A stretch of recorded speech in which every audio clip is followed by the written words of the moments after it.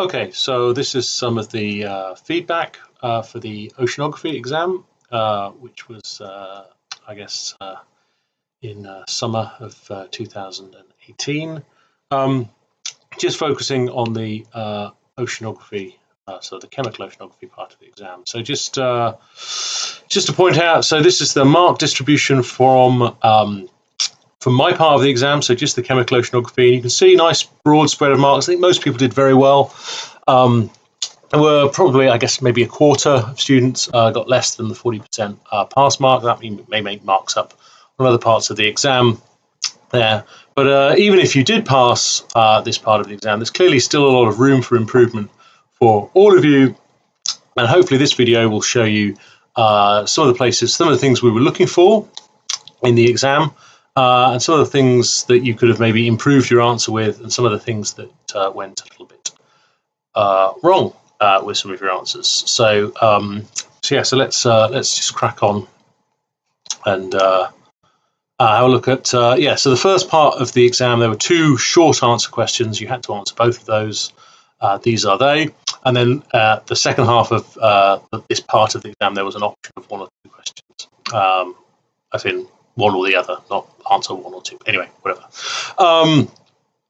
So just look at those in turn now. So the first one, define the term residence time and state the assumptions that are made when calculating the residence time of magnesium in the ocean. Most people did reasonably well on this question.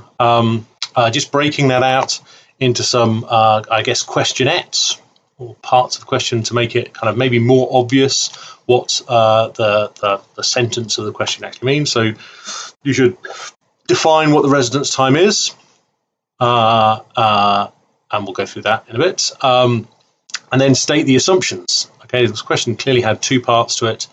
Quite a lot of people missed out on full marks, or at least a large portion of the marks, through not answering both of those parts of the question. And then the last part I've put in as part C here, which is not really a separate part of the question, but the question asks about calculating the residence time of magnesium in the ocean. So if you're going to use any examples in your answer, those should be from the magnesium cycle in the ocean. So what are the fluxes in from magnesium? Where does the magnesium come into the ocean? How is that relevant to measuring the residence time? Those kind of details to get the top end of the mark scale. So what is residence time? So these are some slides from the lectures, which you should know and love. I guess first of all, there's a kind of a words definition of residence time. That's over here. So the residence time is the average length of time that an ion, any one particular ion, of that substance is present in that reservoir. Okay, so in the example of the ocean, it's like how long is an atom of magnesium in the ocean on average from when it enters in the flux in to when it's removed by the flux out. So you can express that as an equation, which quite a lot of you did, which is pretty good. The residence time can be calculated by measuring the total content of magnesium in the ocean and dividing by that by the flux in or the flux out. So important here that what we mean by reservoir content, this is not the size of the reservoir, it's the amount of magnesium in the reservoir. It doesn't matter how big the ocean is, it's how much magnesium is in the ocean. And similarly, moving on to the assumptions that go into this. So I think many of you mentioned that we have to have the flux in equal to the flux out, so that this flux in has to be the same as the flux out. That therefore implies that there is no change in the concentration of magnesium in the ocean at the time it's being measured. So we call a steady state. That would also be an important thing to mention. Other people, or some people also went on to mention things about knowing all of the fluxes. Okay, and that's also quite important, especially with magnesium, because some of the fluxes are at the sea floor, either through hydrothermal activity or incorporation in clays and stuff at the sea floor, removal fluxes. So getting a good measurement of those may rely on some assumptions. So assuming that we know what all of the fluxes are and they are well represented by our measurements is also an important thing to include in a full answer for this question. Okay, so where did people go wrong on this this question. So I guess almost everyone who wrote down the description of the definition missed out the word average. Okay, so it's the average amount of time that an ion of that particular element is in the ocean. Only lost a few marks for that, but still, why be wrong when you can be right? Quite a lot of you that wrote down the equation form of the definition confused the reservoir content with the reservoir size. It wasn't clear in your answer, even though you might have meant the amount of magnesium.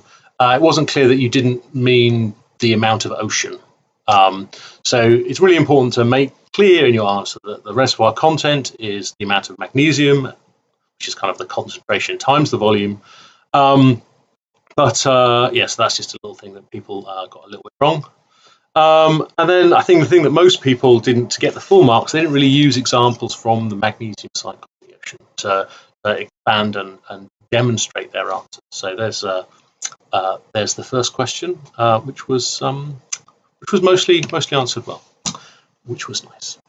Okay, so moving on to the second question. So explain how the formation of hydrogen bonds leads to a large difference between the rate of diffusion of salt and the rate of diffusion of heat through water. So again, breaking this up into kind of like mini parts, that's really explain the formation of hydrogen bonds, and then move on from there to talk about diffusion and how hydrogen bonds then affect diffusion. The first part here, explain the formation of hydrogen bonds. I think quite a lot of people did a reasonably good job of this. There was a little bit of confusion in some places about exactly where the hydrogen bond is. A few people had it between the oxygen, between the oxygen and the hydrogen. That's not the hydrogen bond. The hydrogen bond is between these polar molecules, so between the polar ends of the water, between a negatively kind of small negative charge in the oxygens and the small positive charge on the hydrogens. Those are ionically attached together, or electrostatically attached together, forming these quite strong intermolecular bonds. Okay, so explaining the formation of hydrogen bonds, that's part of the answer. Also mentioning how that affects the structure of water, because that's relevant then to the next part of the question, which is really on diffusion, is that in water, these hydrogen bonds tend to form kind of clusters of water molecules, kind of clumps of water that act as a whole rather than as completely free individual molecules of water. So I guess the next part of the question really needs you to know what the difference is between the rate of diffusion and the rate of diffusion of salt and the rate of diffusion of heat. So before you can say how hydrogen bonds affects this difference in rates, you need to know which one is faster. So looking back through the lecture notes, I realized that I used this image over here, which was the in the what is diffusion slide, and it's slightly misleading here because this shows kind of like a drop of dye being added to some beaker of water, and you can see that all these plumes and swirls of water, and gradually the dye gets spread out. So that spreading out of the dye could be due to diffusion. But what isn't diffusion is these swirls and these mixes. This is convective diffusion. This is because the water is moving around and acting to physically stir up the solution and mix out the concentration of dye. So really what diffusion is the very, very slow movement of the dye from this plume out into the dye out into the water either side of it.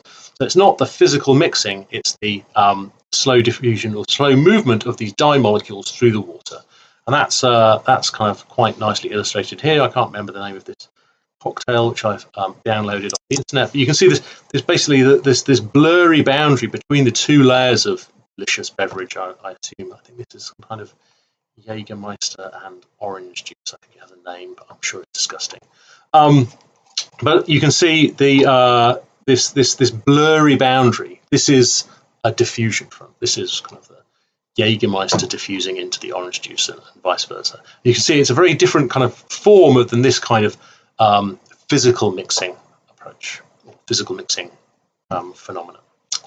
Anyway, So we're looking at what are the rates, which is basically, before we can answer the question, we need to know which is faster. Is it salt diffusion or is it heat diffusion?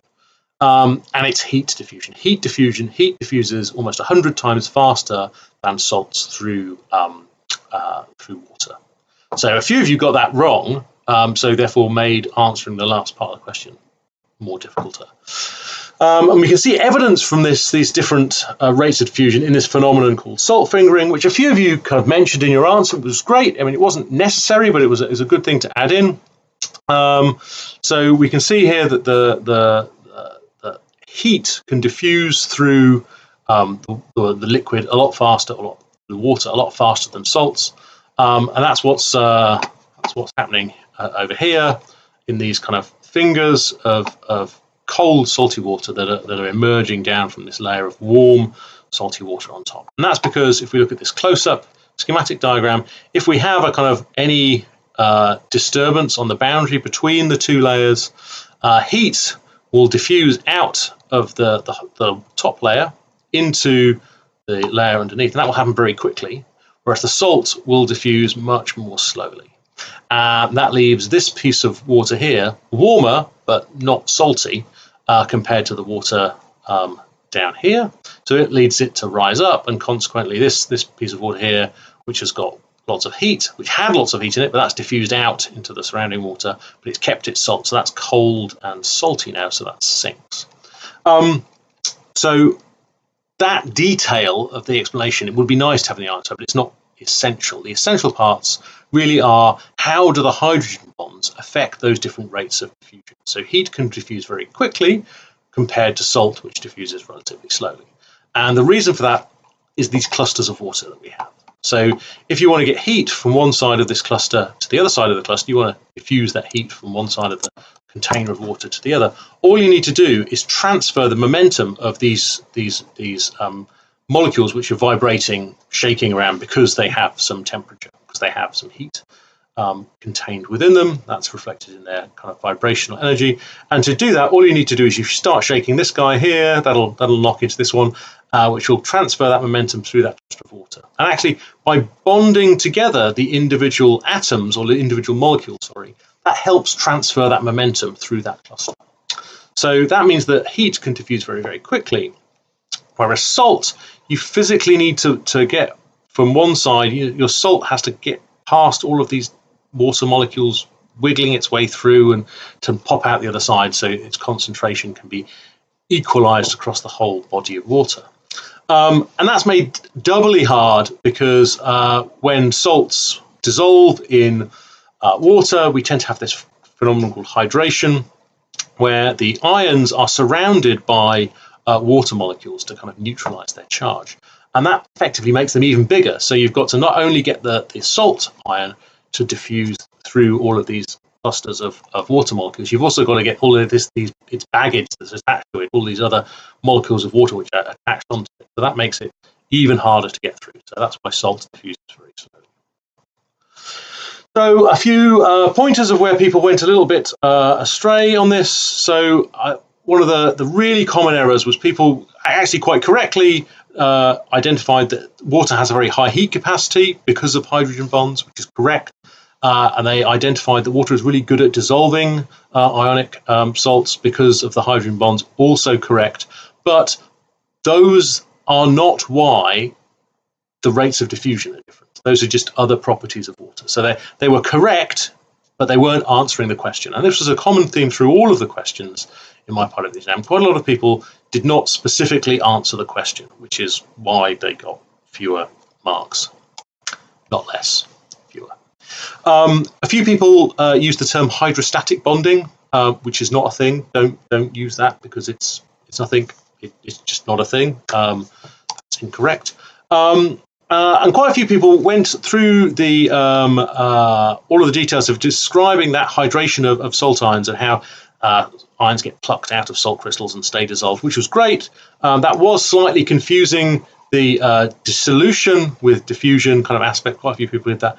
But even the people who didn't, they kind of didn't really explain why this hydration of salt ions affected diffusion, which would have linked it back to the question. So what you wrote was correct, it just wasn't answering the question, which is what you need to do to get marks and prizes and all kinds of fun things.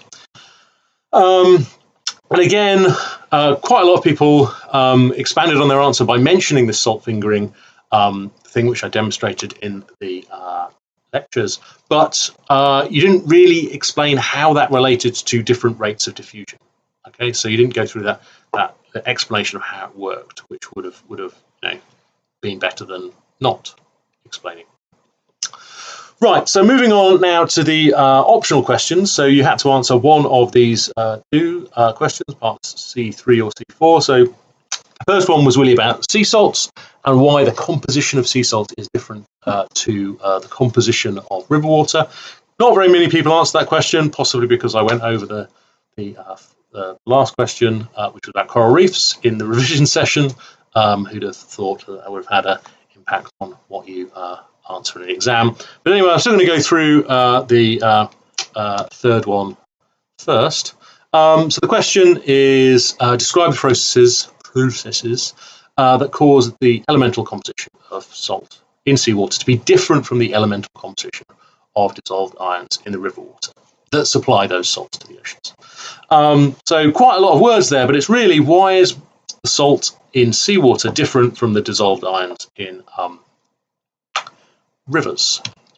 Okay, so again, we could break that up into kind of little mini parts. And really, before we start saying what is the difference, or why is there a difference, we could really say, what is the difference? So not many people went into this, but it's kind of implicit in the question that you need to demonstrate that the two things are different.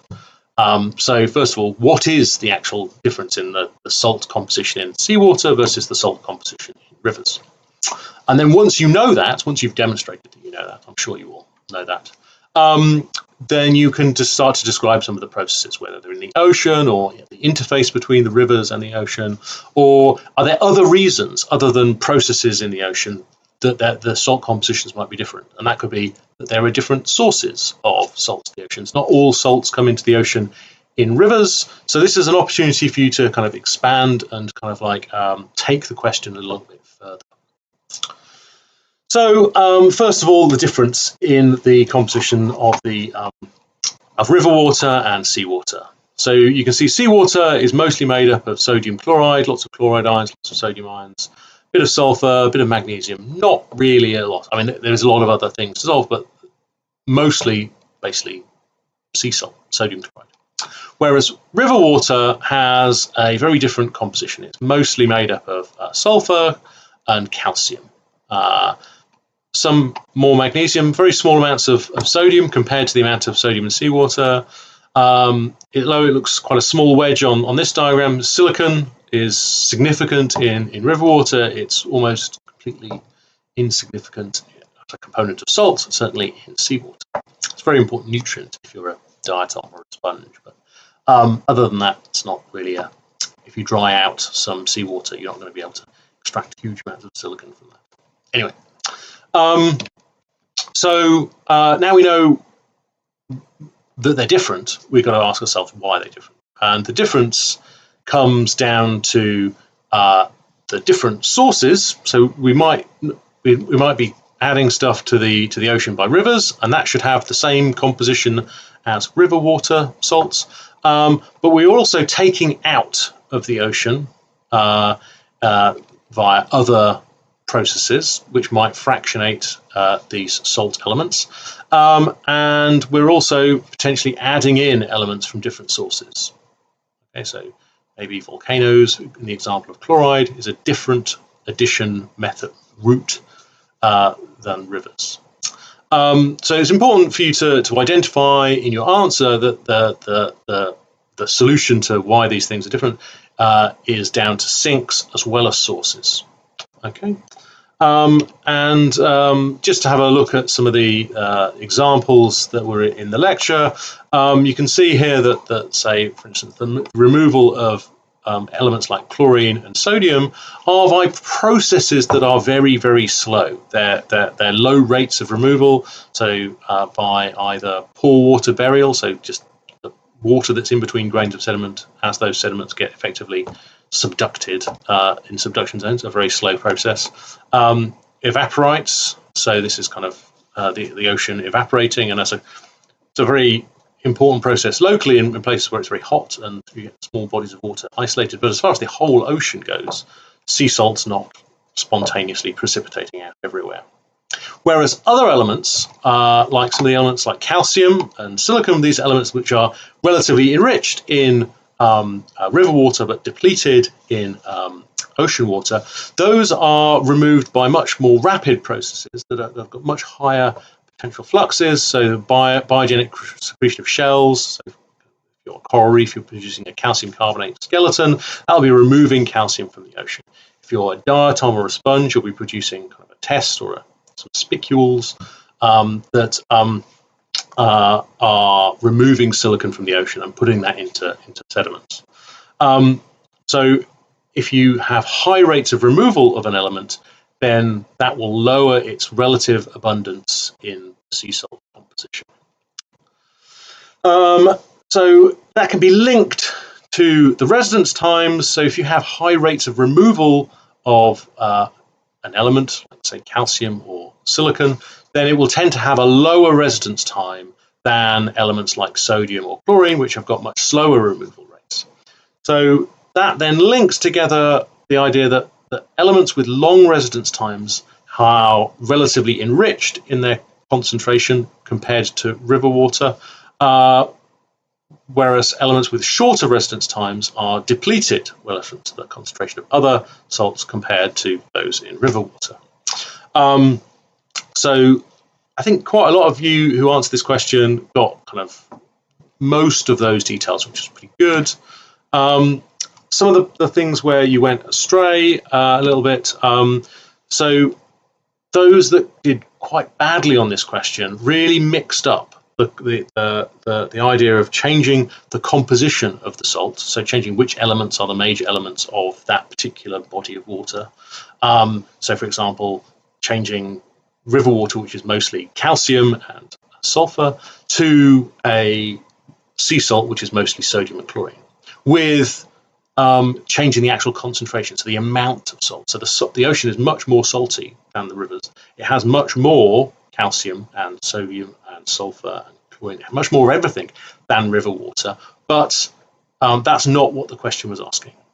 The question was asking about the compositional change, not the concentration change.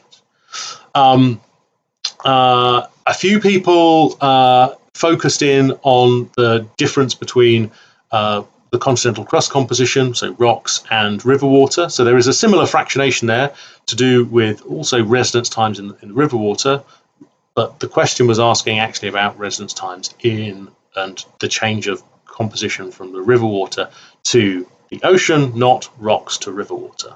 I mean, some of the stuff that you wrote down was still correct. It just wasn't focusing on the question, which is how you get the marks. And another thing that people really missed out on some easy marks in, they went through all of the trouble of describing some of these processes of residence times being important and the removal fluxes being important in terms of determining which elements get enriched, which elements get depleted, but they're not linking that to the final answer of what happens to the relative concentration. So, for the example of calcium, some people, it may have been you, probably wasn't because this question wasn't asked by everybody, said removal of elements by shell formation, but then didn't say, for example, calcium, which is then reduced in concentration relative to the other element. Because, I mean, it was a small additional error which would have got you a small additional addition, something you could have added, just a small detail of explanation which would have given more marks. Okay, so the last question, which was I think answered by most people, how does the supply of nutrients to a reef affect the health of that reef environment?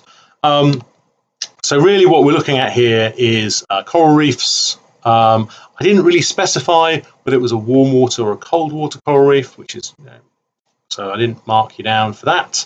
If you went on about cold water coral reefs, which also require nutrients in a different way. But most people wrote about the oligotrophic reef environment, so nutrient.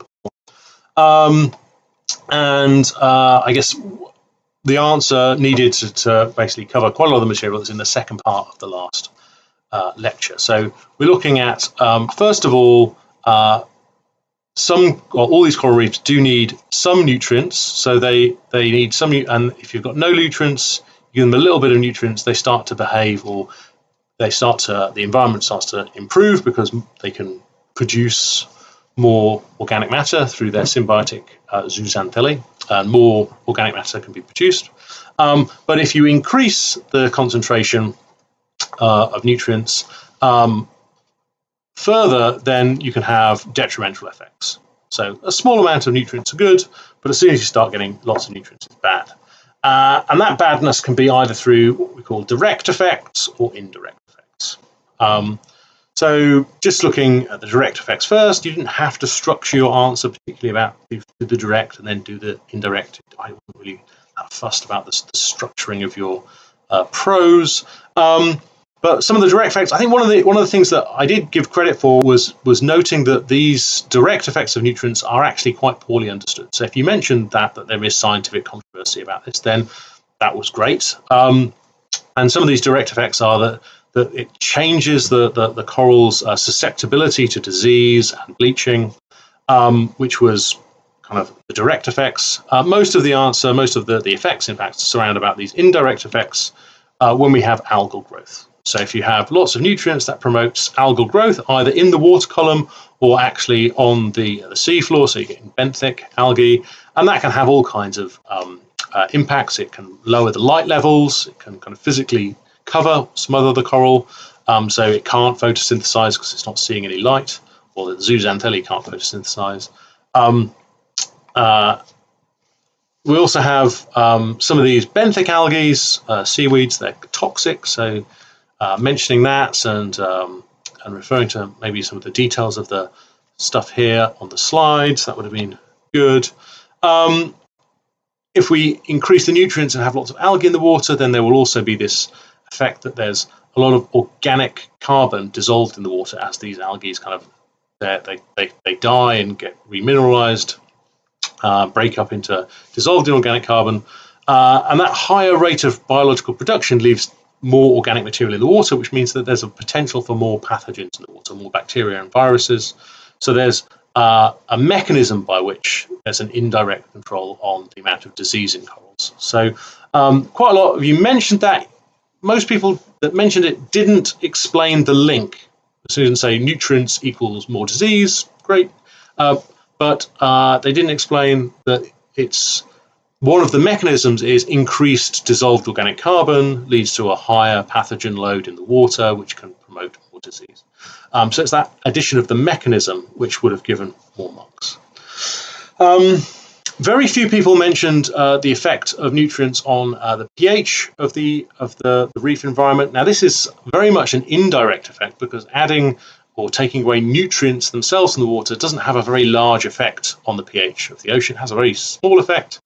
But the main drivers of pH change are in the reef environment are these things here. So photosynthesis and respiration, carbonate production and dissolution. Now, if you change the ecosystem by basically promoting algal growth, that means you might get more photosynthesis and maybe more respiration. So you might have a larger day-night cycle of pH because you're having more photosynthesis but maybe more respiration going on a daily cycle. So that might give you larger swings in pH, but it might not change the overall average pH because if you do more photosynthesis and more respiration, they kind of cancel each other out. But if you do change the ecosystem so that you have fewer corals, fewer carbonate producers, that means you'll be doing less of this. Less of this carbonate production, and that carbonate production is actually acidifying the water. So there's a potential for a negative feedback here. So that's not negative because it's bad, but negative because it might basically counteract the initial change. So if you have a increase in nutrients, you might promote more algae, reduce the amount of coral cover, but that would then mean that you'd have less carbonate production, which would actually